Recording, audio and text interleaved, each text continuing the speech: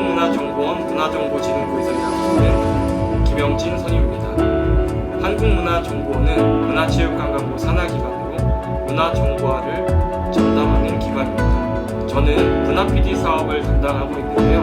문화-PD 사업은 2007년 시작되어 국내외 문화-PD를 교육하고 문화 분야에 관련된 영상을 제작하는 1인 크리에이터 사업입니다. 요즘 유튜브 플랫폼이 대세인 시대에 살고 있는데요. 문화 PD는 문화 분야의 다양한 여행, 관광, 체육, 다양한 문화 분야의 주제를 가지고 영상을 제작해서 1인 크리에이터로서 영상을 제작하는 사업입니다. 2012년부터는 제외한국문화원에도 문화 PD를 파견해서 현재 65명의 해외 문화 PD가 활동하였고, 다양한 문화 정보를 문화 포털을 통해 영상으로 제작하는 청년 1인 크리에이터 사업입니다.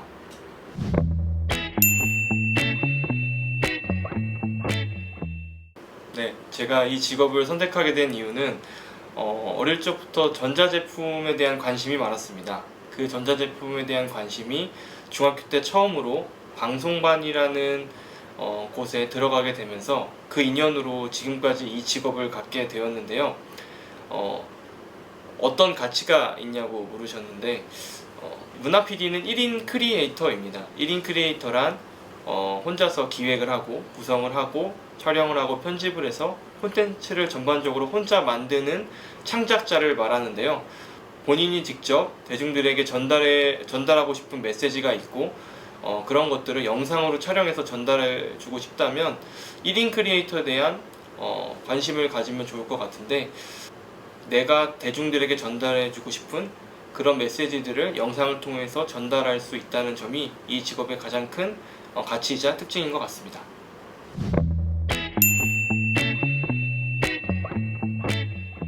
저도 이 직업을 처음에 해야겠다라는 마음을 먹었을 때, 아니면 관심을 갖고 대학의 진로를 정할 때는 기술적인 것들을 배워야 된다라는 생각을 갖고, 또 관련된 분야의 지식들을 먼저 알아야 된다라는 생각을 했습니다.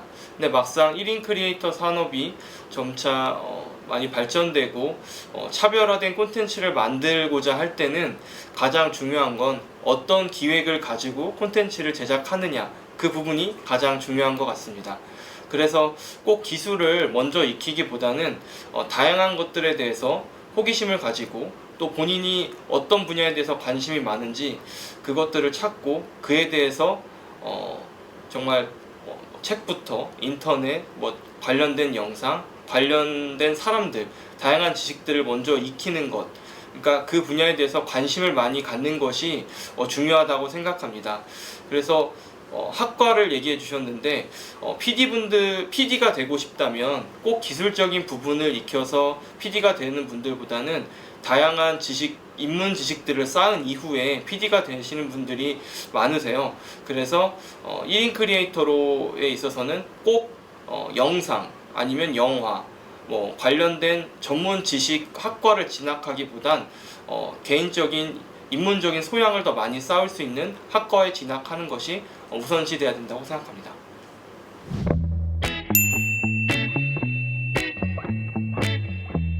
네, 제가 보람을 느꼈던 적을 돌이켜보면, 저도 회사에 들어와서 처음에는 제작 활동을 주로 했었습니다. 그래서 한국 문화를 알리는 한국문화 100이라고 해서 문화체육관광부에서 선정한 100대 민족문화 상징을 영상으로 제작하는 부분도 진행했었고, 문화직업군을 가지신 분들의 문화직업 30 영상 제작을 지원하고, 다양한 문화 분야에 있는 분들의 소규모의 문화복합 공간에서 일어나는 일들을 생중계하는 문화TV, 그리고 2016년 브라질 올림픽에 파견 가서 경기장 밖의 소식을 전하는 일들, 2018년 평창 동계올림픽에 파견되어서 또 경기장 밖의 다양한 문화 행사들을 영상으로 만들었던 일들, 어떻게 보면 문화 분야에서는 큰 무대라는 곳들을 저도 그곳에 가서 직접 경험해 보면서 영상을 만들었던 부분들이 저에게 좀 소중한 기억, 또 아름다운 추억들로 기억되고 있는 것 같습니다. 그래서 그런 부분들이 보람되고 어느 순간부터 제작을 주로 하기보단 공공기관의 특성상 사업을 담당하고 운영하는 일들을 주로 하고 있는데요. 아무래도 문화 PD 사업인 대학생들을 주로 만나서 청년 친구들과 같이 콘텐츠에 대해서 고민하고 문화 분야에 대해서 어떤 콘텐츠를 만들지에 대한 일들을 같이 해나가는 것, 그러니까 사람들과 같이 어울려서 영상을 만드는데 고민하는 부분들, 또 사람과 사람 간의 만남을 통해서 얻어지는 행복들, 그런 부분들이 있어서 보람되고 좋은 것 같습니다. 실망했던 부분들에 대해서도 좀 생각을 해보게 되는데요. 크게 이 직업을 하면서 실망을 했다라는 부분들에 대해서는 그게 저에게는 좀 어려운 부분인 것 같습니다. 왜냐하면 보통 미디어를 선택하고 이 분야에 계신 분들은 본인이 각자 이 활동을 하는 것, 이 직업을 갖고 일을 하는 것에 대해서 보람과 또 자긍심, 자부심, 어떤 개인적인 만족이 또 뒷받침이 되기 때문에 이 직업에 관련된 분야에서 계속 일을 할 수 있다라는 생각이 드는데요. 그럼에도 좀 실망됐던 점이 있다면 아무래도 이쪽 직업에 들어오게 되면 콘텐츠를 하나 만드는 데 있어서 시간이 많이 들다 보니까 개인적인 시간을 갖고 여유로운 개인의 생활을 하기보단 내가 만든 콘텐츠를 대중들에게 더 많이 재미있게 표현하기 위해서 그런 부분들에 대해서 시간을 많이 들여야 하고 필요로 해야 된다는 부분이 힘들 때도 있는 것 같습니다. 사람, 문화, 정보를 연결하는 공공 플랫폼 기관. 우리는 한국문화정보원입니다. 문화는 우리가 살아가고 있는 사회를 상징하는 하나의 체계이자 생활 양식으로 우리가 삶을 살아가는 데 있어 꼭 필요한 생활의 일부분으로 자리 잡았습니다. 이렇게 중요한 문화의 가치를 높여 문화가 국민의 삶의 질을 향상시키고 국가와 사회 발전에 중요한 역할을 할 수 있도록 한국문화정보원은 문화정보화에 앞장서 나아가고 있습니다. 한국문화정보원은 사람, 문화, 정보를 연결하는 공공 플랫폼 기관을 목표로 공정한 업무 처리를 통해 국민들이 신뢰할 수 있는 기관으로 발돋움하기 위해 노력하고 있습니다.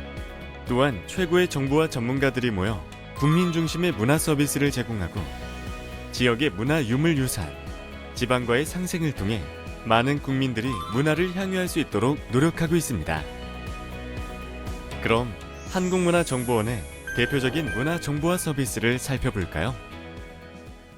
개인 중심의 맞춤형 문화정보 서비스 제공하는 문화포털은 다양한 문화예술 정보를 한 곳에 모아 서비스하는 통합 문화정보 사이트로 다양한 문화생활 정보와 문화지식과 그리고 다양한 문화 혜택 서비스를 받을 수 있습니다.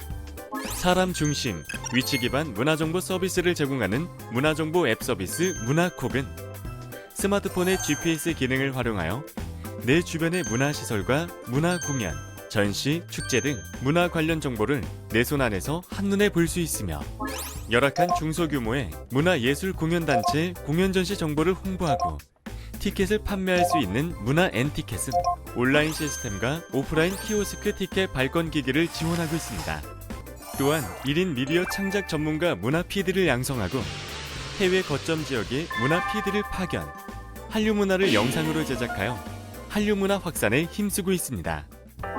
한국문화정보원은 우리 국민 모두를 위한 다양한 문화 정책이 시행될 수 있도록 전국 각 지역의 모든 문화 정보를 수집하고 의미 있는 데이터로 다시 활용될 수 있도록 개방하고 있으며 문화적 가치가 높은 문화재, 유물에서 산업적으로 활용될 수 있는 문화 데이터를 구축하고 국가, 지자체 및 공공기관에서 생산하는 공공저작물을 쉽게 찾고 활용할 수 있도록 공공누리 제도 및 공공저작권 신탁관리 업무를 대행하고 있습니다. 또한 문화 데이터 및 공공저작물을 활용하는 예비 창업자, 창업기업, 중소기업들을 대상으로 창업 컨설팅 및 사업비를 지원하는 사업들을 추진하고 있습니다.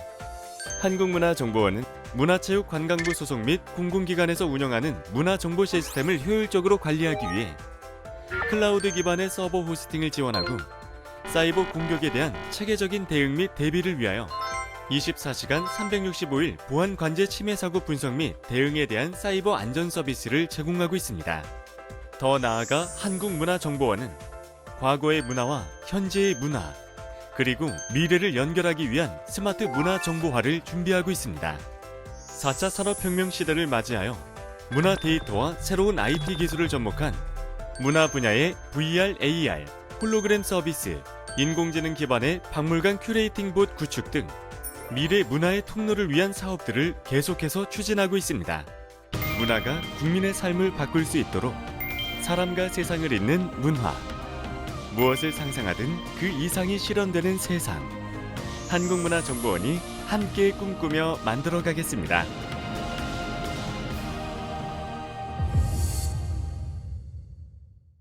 Hello, Lê Ho, สวัสดีครับ Xin chào, Bonjour. Hola Hello, we're Global Culture PD. 我们是海外文化 PD。私たちは海外文化 PD です。 해외문화 PD는 무엇인가요? 해외문화 PD는 수신자입니다. 해외문화 PD는 한국문화정보원에 소속되어 재외문화원에 파견되는 문화 콘텐츠 크리에이터들로 2012년부터 8년간 65개 지역을 대상으로 65명의 해외문화 PD가 파견되어 문화를 수신해 왔습니다. 또한 해외문화 PD는 이렇게 수신한 정보를 영상으로 전달하며 해외에 나아가 꿈꾸는 활동에 도전하고 깊은 문화적 소양과 영상 제작 기술을 학습하며 청년들의 시각으로 문화를 전달하는 청춘들이자 1인 영상 제작 능력을 갖춘 전문가입니다. 그럼 여러분에게 해외문화 PD는 무엇인가요?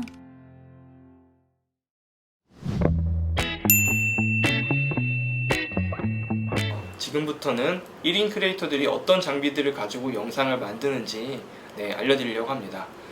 보통 휴대폰을 가지고도 영상을 만들 수 있어요. 직접 촬영도 하고 요즘은 편집을 할 수 있는 무료 어플들도 있어서 휴대폰에서 직접 편집도 하고 또 이 만든 것들을 유튜브나 다양한 플랫폼들을 활용해서 영상을 올리고 그 영상들을 공유해서 다양하게 볼 수 있도록 그렇게 영상을 제작할 수도 있고, 직접 1인 크리에이터들이 사용하는 장비를 또 설명드리도록 하겠습니다. 먼저 카메라를 만나볼 텐데요. 보통 이런 카메라들을 DSLR 카메라라고 해요. 보통은 이 카메라들이 사진을 찍을 수 있는 카메라였는데 기술이 발달을 하면서 영상도 찍을 수 있는 카메라가 되었어요. 보통 그런 방송국에서 쓰는 큰 카메라의 차이점은 이 작은 카메라는 촬영 시간이 길지가 않아요. 그래서 보통 길어야 한 10분 내외 정도의 촬영을 할 수 있고요. 지금 여러분이 볼 때 오른쪽에 보이는 이 카메라는 장시간 촬영을 할 수 있을 때 쓰여요. 그래서 예능 같은 때 연예인들을 쫓아다니면서 큰 카메라 촬영하는 모습을 많이 여러분들이 봤을 텐데 장시간 녹화를 할 때는 이 카메라를 쓰고 있습니다. 그리고 옆에 렌즈가 있는데 아까 보였던 이 렌즈는 넓은 화면을 찍을 때, 그러니까 내가 보이는 곳에서 넓게 풍경을 담고 싶을 때는 이런 렌즈를 쓰고요. 그리고 멀리 있는 화면을 좀 당겨서 확대해서 찍고 싶을 때는 이런 망원 렌즈를 씁니다. 이런 망원 렌즈를 활용해서 촬영을 할 수가 있고요.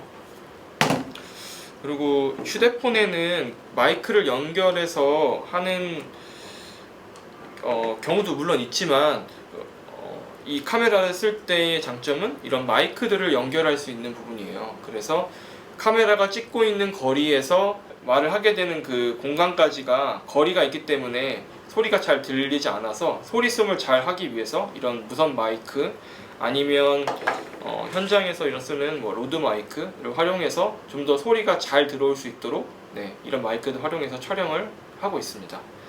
그리고 실내 공간 같은 데는 아무래도 공간이 어두우니까 이런 조명들, 휴대용 조명들을 활용해서 공간을 더 밝게 해서 화면이 인물이나 찍는 그 대상이 더 잘 나올 수 있도록 조명도 쓰고 있고, 마지막으로 노트북인데요.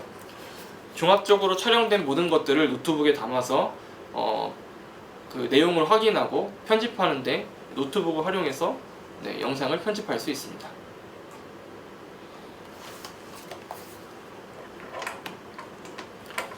지금까지 1인 크리에이터가 활용하는 영상 장비를 소개해드렸습니다.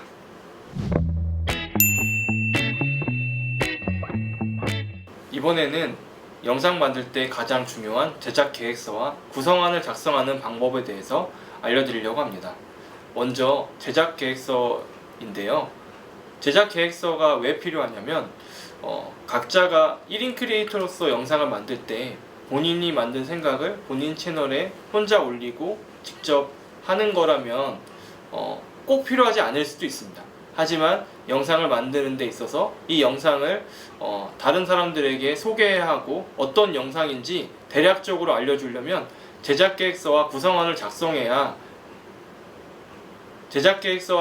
사전에 작성해야 다른 사람들도 이 영상이 어떻게 만들어지겠구나를 알 수 있을 것 같아서 그래서 제작계획서와 구성안을 작성해야 합니다. 먼저 제작계획서 작성 방법에 대해서 알려드리겠습니다.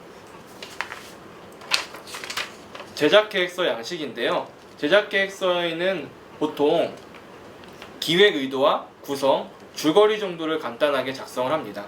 기획 의도란 이 영상을 왜 만들어야 하는가, 누구에게 어떻게 왜 이 영상을 만들어서 전달하고 싶은가, 어떤 메시지를 담을 것인가, 이런 부분들에 대한 내용을 적는 것이고요. 구성은 어떤 방법으로 내용을 전달할 것인가. 예를 들면 구성에 있어서 예능적인 방법이 있을 수도 있을 것 같고요. 아니면 드라마적인 방법, 아니면 다큐멘터리적인 방법 등, 아니면 브이로그적인 방법 등 형식, 그러니까 방법이 어떻게 이 영상을 구성해서 전달할 것인가에 대한 내용을 작성하는 것입니다. 다음은 간단하게 줄거리인데요. 영상을 만드는 데 있어서 어떠한 내용이 전달될 것이다. 그런 부분들에 대해서 이런 제작계획서를 통해서 영상을 간접적으로 어떻게 만들어지는지를 전달하기 위해서 이런 제작계획서가 사전에 꼭 작성되어야 합니다. 다음은 구성안인데요. 제작을 하는 데 있어서 촬영을 하다 보면 다양한 변수들이 많이 일어납니다. 그런 변수들을 대비해서라도 구성안을 꼭 작성해서 스스로가 촬영이 어떻게 진행될 것인지를 사전에 시뮬레이션을 해보는 효과를 가질 수 있습니다. 구성안에 보면 보통 어떤 촬영 장소에서 촬영을 할 건지, 그리고 이 내용이 얼마 정도의 분량을 가질 것인지, 그리고 영상에는 어떤 화면들이 담길 것인지, 그리고 오디오에는 어떤 내용이 담길 것인지, 이런 내용들을 작성하는 게 구성안입니다. 지금까지 영상 제작 계획서와 구성안 방법에 대해서 알아보았습니다.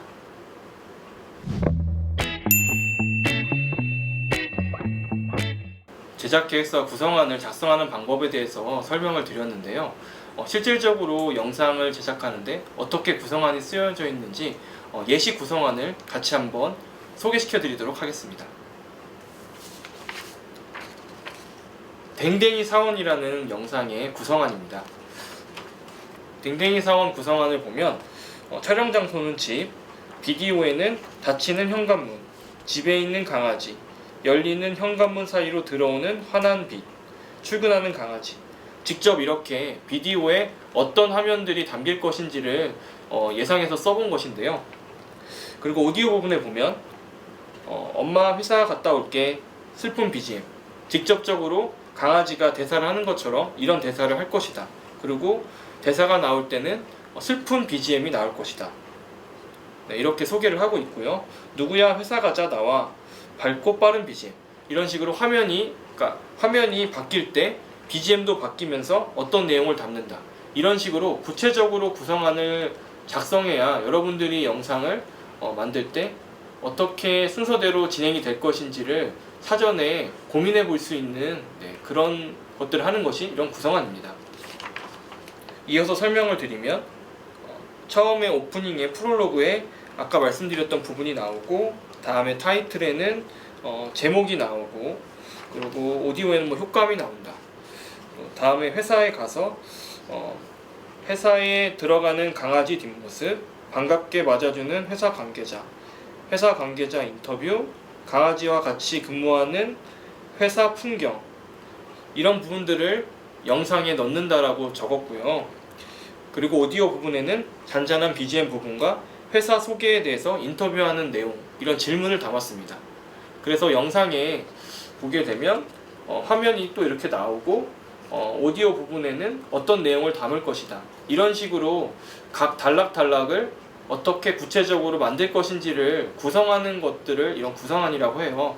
그래서 여러분들도 영상을 만들 때 이런 전하고자 하는 그런 메시지의 영상을 어떤 공간과 어떤 영상과 어떤 소리들을 통해서 내용을 구체적으로 전달할 것인지를 소개하는 것이 꼭 필요하다는 점을 알고 영상 제작할 때는 이런 구성안을 작성하고 해보면 좋을 것 같습니다. 네, 그러면 지금까지 댕댕이 사원에 대한 구성안을 간단하게 설명드렸는데요. 소개해드린 구성안 내용을 그대로 제작한 댕댕이 사원이란 영상을 다 같이 만나보시겠습니다. 빽빽하게 높은 빌딩, 꺼지지 않는 불빛, 바쁜 사람들. 나는 차가운 도시에 멍멍이다. 아침에 출근을 하면 나는 이곳저곳 참견하느라 바쁘다. 다들 좋은 아침. 나 불렀어? 안 불렀다고? 코코인턴은 뭐해? 볼일 보는구나. 미안. 우리 회사에는 나 말고도 멍멍이 사원들이 더 있다. 얘는 코코인턴과 샤넬인턴, 진주인턴, 그리고 너굴인턴까지. 다들 에너지 넘치고 바쁘게 사는 멍멍이들이지만 회사를 나오기 전에는 그렇지 않았다. 그때는 하루가 참 길었다.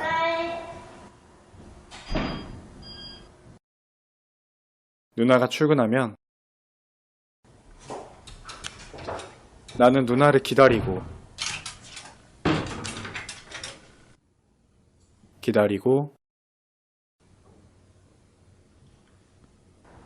또 기다렸다.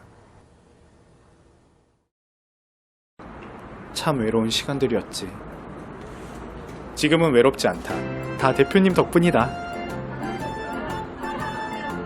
네, 저는 반려견 친화적인 회사 커뮤니크 신명입니다. 해외에서 반려견 친화적인 오피스가 성과가 좋은 것을 보고요. 또 설대리가 원래 집에 혼자 있는데 혼자 있는 반려동물들이 굉장히 정신적으로 피폐해진 경우가 많기 때문에 설대리가 나오면 서로 윈윈이라고 생각을 하고 실시를 하게 되었습니다. 대표님 짱. 우리 멍멍이 사원들이 하는 일은 다양하다. 객검 뜯기, 옥상 뛰어다니기, 일하는 누나 감시하기.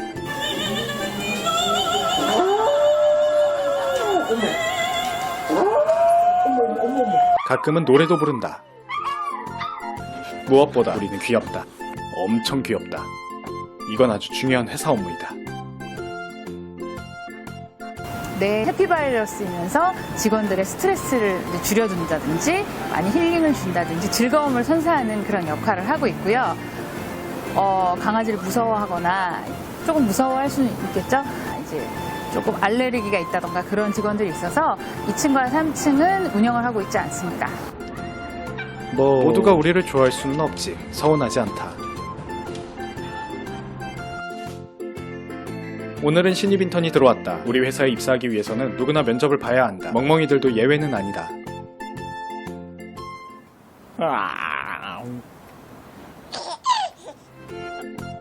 나도 신입 때는 어리버리했었다.